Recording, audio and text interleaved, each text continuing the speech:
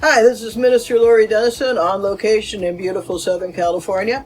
Letting you know that there is a new faith-based movie coming out in the spring of 2024. It's called Simon Says, and I'm here with Michael J. Prieto, the director, and Andre Mayers, one of the stars of the film. How you doing, guys? Hey, thanks for having us. Oh, we're in the flight path of Burbank Airport, I see. Hi, guys. So anyway, we're excited about this new movie. Can you tell us about it? Yeah, it's a typical story from the beginning of movie making as somebody from somewhere else comes to Hollywood to try to make it big. Mm-hmm. They're full of dreams, and that boulevard of broken dreams comes calling.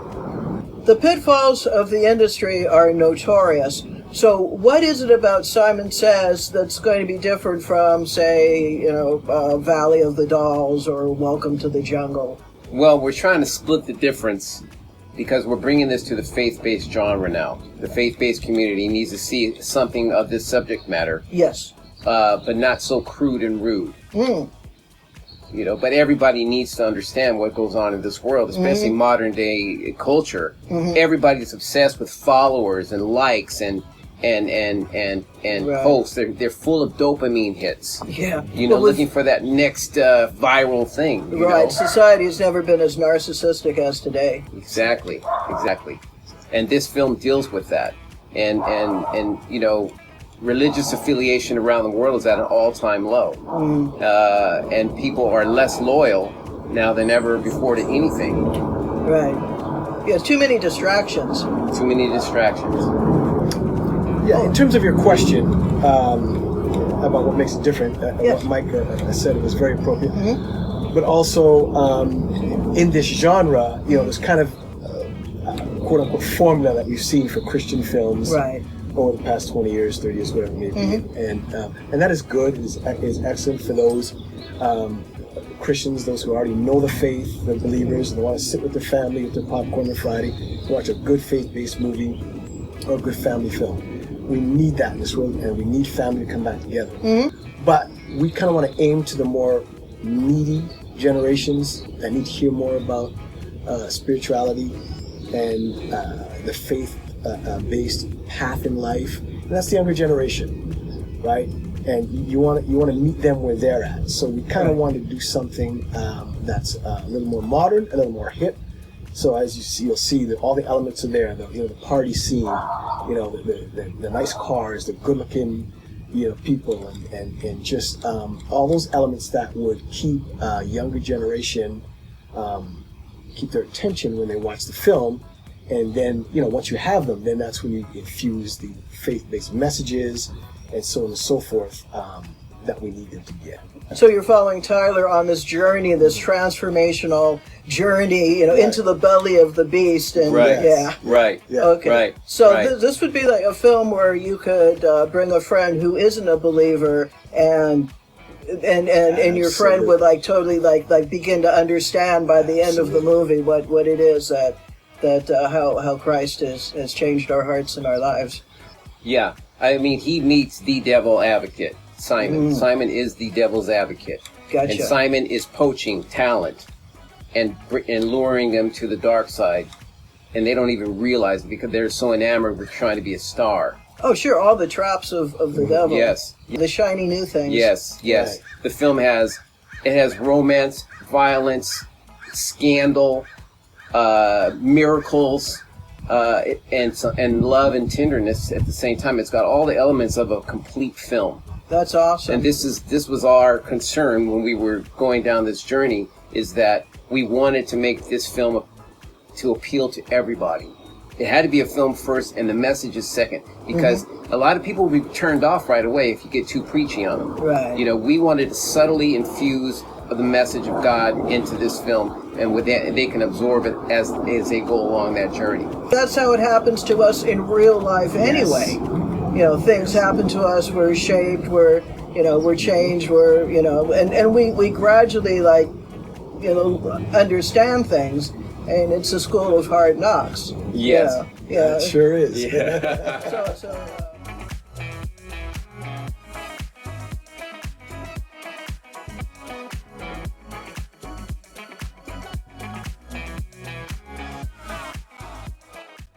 Well, you were referencing The Sound of Freedom and how it was a breakthrough film for the Yes, it was. faith-based genre.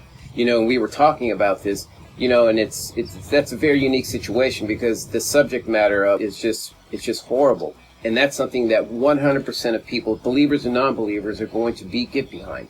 You know, but you can't just have that one film that's going to do it all forever. We have Right.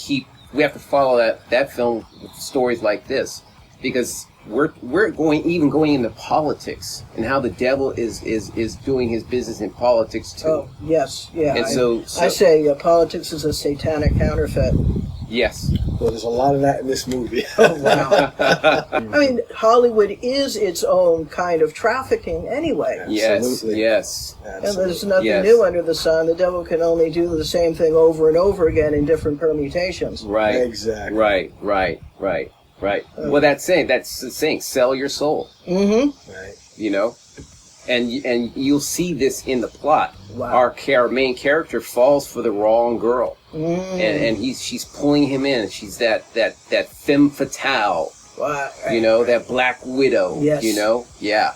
Yep. Yeah. It's definitely, which we wanted, as Mike said, film first, message second. Mm-hmm. But meaning message second in that, like Mike said, not being preached to. So the film has all the secular elements, and that's what we wanted to make sure we had that type of quality film, so that people have a filmmaking experience at the highest secular level, Right. and then now we can segue into the messages and.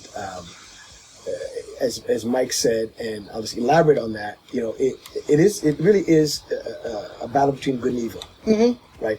This film, and as That's what Mike it said, all we have to boils show down the to. dark side to get to the light, and just show how, as you said, the devil can move in so many permutations, and without giving it away, Mike he's being modest. He also plays the lead antagonist in the film. Oh, okay. And so Say hello to the bad guy. yeah, so he's the main permutation, so to speak, Right. that the enemy uses as his instrument, and that's all I'll say without giving it away. Right.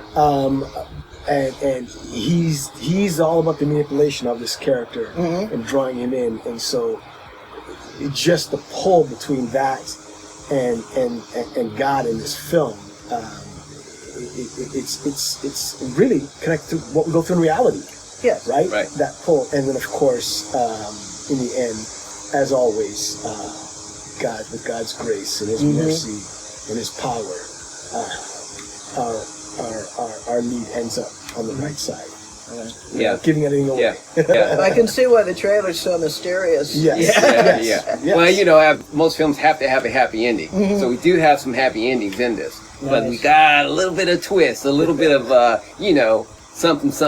Yeah. You gotta keep that on the edge, right? At the end of the day, it's still entertainment. Yeah. Yes. Right? So you want to have the audience glued on the edge of their seat, kind of going, what happened? What's going to happen with that? Or, you want to have all that in there.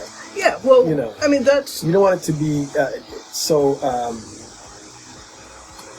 anticipated, of what's going to happen. right. Well, that's the magic of filmmaking. Like, take a movie like As Good as It Gets, which is a kind of a typical road trip movie. Right. But everyone goes through so much growth Right. in the course of the movie. You going through this with the characters, you leave the theater, yourself change.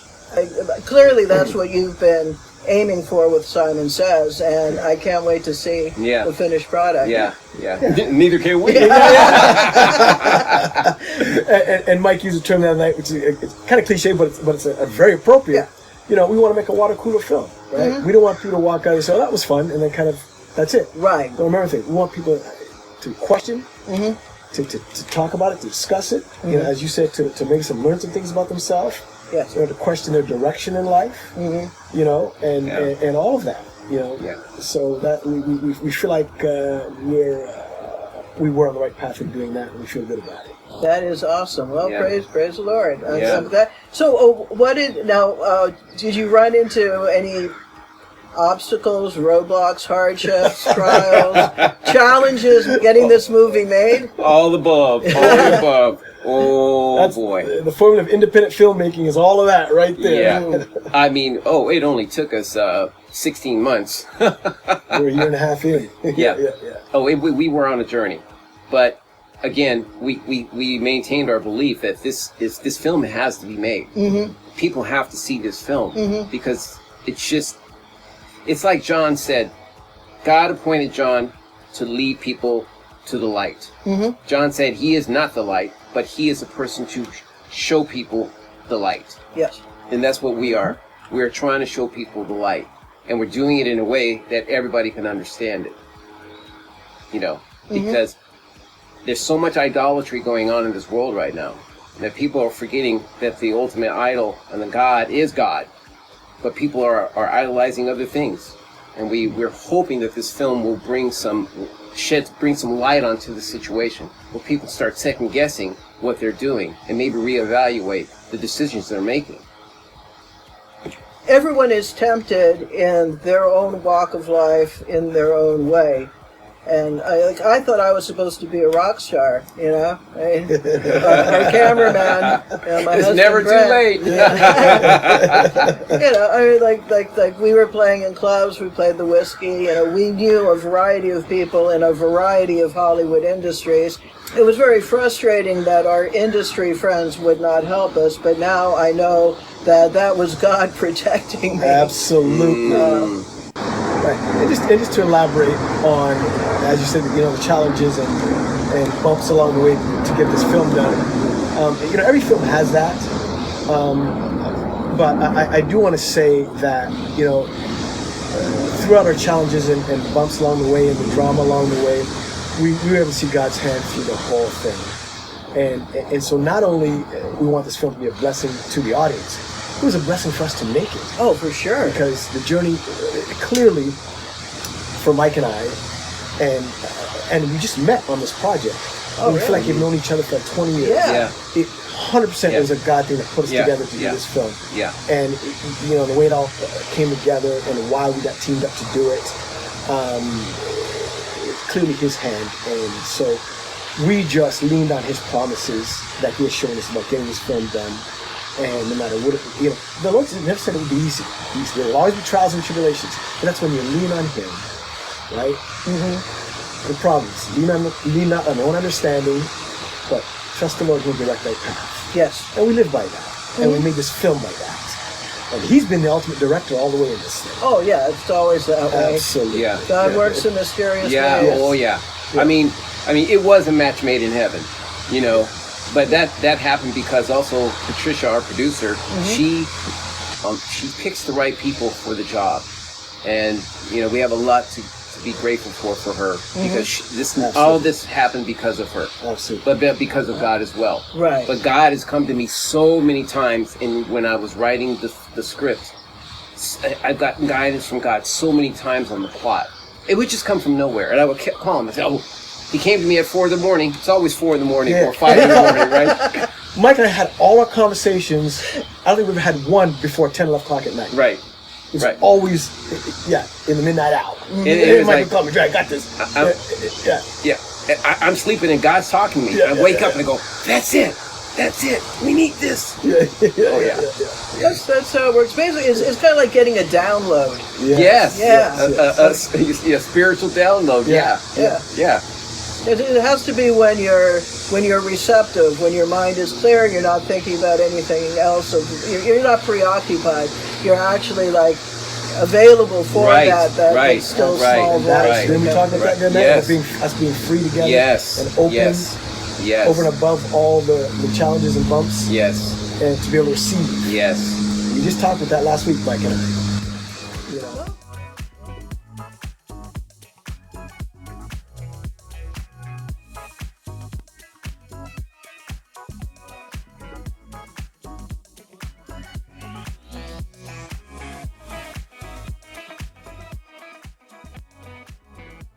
It's been great talking to you. I'm really looking forward to the film, and God bless. Yeah, we can't wait to see on that red carpet. Yeah, because you'll be there.